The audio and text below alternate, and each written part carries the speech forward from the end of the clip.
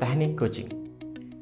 Agar dapat menjadi coach yang baik, yang dapat melakukan proses coaching bermakna, kita perlu memahami 3 elemen dari teknik coaching, yaitu framework, tools, dan cara kita membangun kedekatan dengan coaching.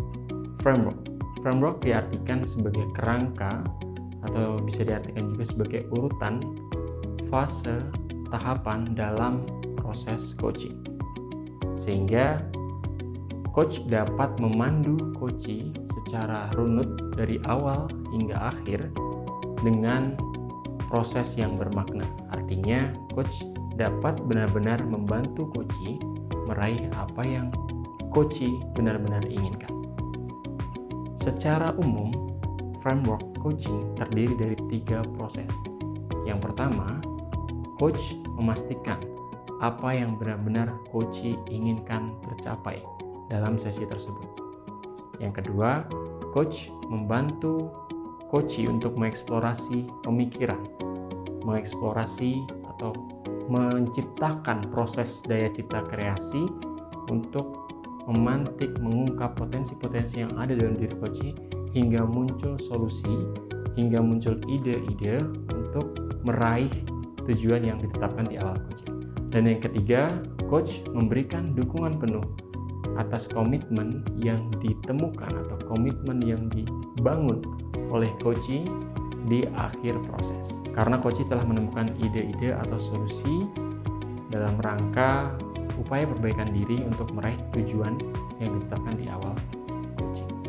Jadi secara ringkasnya kita punya 3 proses utama yang semuanya itu membangun kerangka utuh atau framework dari coaching.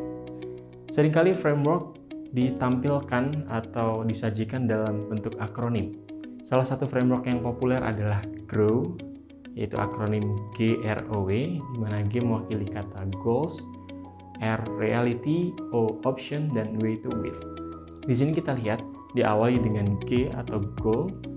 Coach membantu coachee menentukan apa yang ingin dicapainya. Kemudian R, coach membantu coachee untuk menumbuhkan kesadaran atas realita yang saat ini dijalani, sehingga coachee bisa tahu gap antara yang ingin dituju dengan kondisi yang dirasakan saat itu. Dan pada fase O atau option, coach akan membantu coachee mengeksplorasi pemikiran-pemikiran untuk merancang solusi-solusi yang mungkin bisa dilakukan agar goal yang telah ditetapkan di awal sesi dapat tercapai. Dan tiba di fase W atau di penghujung yaitu will, coach akan membantu coachee untuk menemukan apa yang benar-benar bisa menjadi dorongan agar coachee benar-benar mau untuk melaksanakan rancangan aksinya hingga di akhir nanti benar-benar bisa mendapatkan manfaat terbaik. Itu adalah framework GROW. Kita perhatikan pada fase O yaitu option. Inilah yang menjadi main course atau sajian utama dalam satu proses coaching, di mana biasanya ketika kita tidak hati-hati memberikan pertanyaan yang tepat, pada fase O, coachee akan menolak. Misalnya kita akan tanya, bagaimana cara Anda agar tujuan itu tercapai? Secara instan, coachee mungkin cenderung akan menjawab, itu yang saya akan cari tahu di sini. Saya nggak tahu jawabannya apa. Nah, hal ini bisa diantisipasi ketika kita menguasai elemen kedua dari teknik coaching yaitu tools, atau biasa disebut list of question. List of question atau daftar pertanyaan ini akan sangat membantu coachee mengeksplorasi pemikirannya, sehingga ketika kita sudah tahu apa yang coachee inginkan, kita tidak langsung menanyakan bagaimana caranya, karena kecenderungan coachee akan menolak atau bahkan coachee akan menyatakan kebingungannya. Justru itu yang saya mau cari tahu di sini. Tools dalam coaching biasanya berupa metode visualisasi atau memberikan bayangan atau imajinasi. Ada juga metode refleksi, yaitu mengingat-ingat kembali pengalaman-pengalaman, keberhasilan, kiat-kiat atau cara-cara yang berhasil di masa lampau. Dan juga ada metode yang kita sebut dengan menggali intensi terbaik. Nah, jadi tools-tools dalam coaching sangat beragam sesuai kondisi dari percakapan yang dibangun dari awal hingga tengah-tengah sesi bersama coach. Coach bisa membantu coachee untuk menuliskan atau menyebutkan nama-nama mentor dalam kehidupannya yang bisa dihadirkan secara imajinatif, datang menghadap coachee dan memberikan advice, memberikan nasihat, atau mungkin bisa kita ajak coachee seolah-olah berbicara dengan mentornya. Disitulah akan muncul inspirasi untuk menemukan solusi-solusi yang mungkin bisa dilakukan oleh coachee. Itu salah satu contoh tools menghadirkan mentor imajinatif yang hadir dalam proses coaching itu. Ada juga yang sangat sederhana ketika kita selalu membiasakan dengan open-ended question, yaitu biasanya kita akan terus menggali sampai jawaban yang benar-benar maknanya mendalam. Biasanya ini digunakan untuk menanyakan intensi terbaik dan beragam variasi pertanyaan lainnya dengan bentuk terbuka, sehingga coachee bisa mengeksplorasi jawabannya seluas mungkin, sehingga coachee dapat menemukan jawaban terbaik yang menjadi intensi atau alasan atau motivasi intrinsik dalam meraih tujuan yang coachee tetapkan di awal sesi. Atau sesederhana dengan visualisasi, membayangkan jika yang diinginkan coachee itu benar-benar terwujud. Biasanya coachee akan terdorong untuk membayangkan atau memvisualisasikan gambaran-gambaran dirinya di masa depan.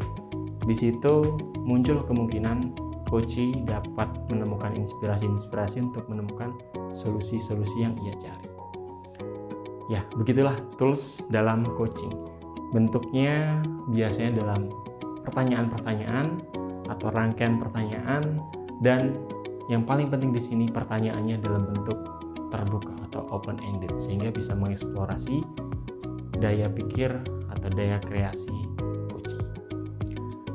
Dan semakin sempurna menguasai teknik coaching dengan elemen yang terakhir, yaitu membangun kedekatan. Ini juga ditegaskan dalam ICF Core Kompetensi bahwa seorang coach harus mampu menumbuhkan rasa percaya, rasa aman, rasa nyaman, sehingga percakapan itu benar-benar bermakna dan coachee bisa dengan mudah mengekspresikan, mengutarakan apa yang ada di benaknya, sehingga kita akan dinilai sebagai pendengar yang baik. Nah, untuk membangun kedekatan, kita bisa perhatikan 3 aspek tentu yang sangat melekat di diri kita, yaitu head, heart, dan hand. Ketiga aspek ini menggambarkan apa saja yang perlu kita perhatikan ketika kita membangun kedekatan dengan coachee. Head. Pada aspek head, untuk membangun kedekatan, kita perlu mengupayakan untuk terus mindful atau menyimak, berkonsentrasi dengan baik, sehingga dapat memerhatikan secara detail apa yang menjadi makna sebenarnya dari yang coachee sampaikan.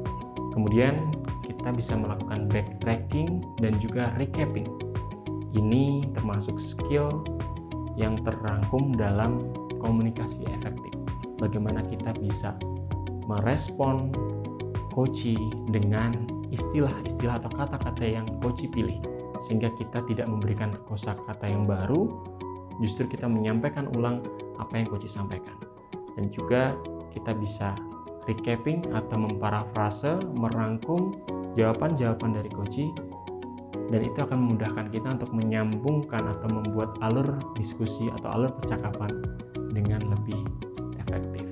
Jadi pada aspek head, kita akan mengupayakan untuk tetap mindful, konsentrasi menyimak, kemudian melakukan backtracking dan recapping, dan juga selalu memperhatikan istilah-istilah atau kata-kata yang muncul dari serangkaian jawaban yang disampaikan oleh coach. Selanjutnya pada aspek hand, kita sebagai coach hendaknya bertindak atau bersikap dengan gestur terbaik, yaitu gestur apresiatif, suportif, mendukung, dan di sana mungkin kita bisa katakan seperti gestur tangan ini thumbs up, artinya kita membawa vibes positif, kita membawa suasana, menghadirkan suasana positif sehingga coach merasa nyaman, merasa aman untuk mengungkapkan ekspresinya, untuk menyampaikan gagasannya, bahwa kita dinilai sebagai pendengar yang baik, yang tidak akan menjudge atau menilai dari satu arah saja atau dari penilaian sepihak saja, tapi akan terus-menerus menjunjung tinggi nilai empati, sehingga coach merasa dipahami dan akhirnya tumbuhlah kedekatan. Dan aspek yang ketiga yaitu heart, ini sedikit abstrak, tapi pastinya inilah yang menjadi dasar semuanya atau dasar dari kedua aspek lainnya, yaitu luruskan niat dan lapang dada untuk terus sabar merespon semua ragam ekspresi dari coach. Nah, di sini kita bisa lihat membangun kedekatan membutuhkan usaha keras dari seorang coach untuk benar-benar bisa mensinergikan head, hand, dan heart. Ketika ketiga aspek ini kita terapkan, maka kita bisa mudah untuk menciptakan hubungan dengan coach yang akrab, yang suportif, yang nyaman, dan pastinya akan berujung pada terciptanya proses coaching yang bermakna. Oke, itulah aspek-aspek elemen teknik coaching, yaitu framework, tools, dan cara kita membangun kedekatan dengan coach. Ketika kita bisa menguasai ketiganya, tentu dengan berlatih terus-menerus, maka kita akan semakin lancar memberikan proses coaching yang bermakna, yang runut, runtut, dan pastinya efektif memberikan manfaat terbaik bagi coach.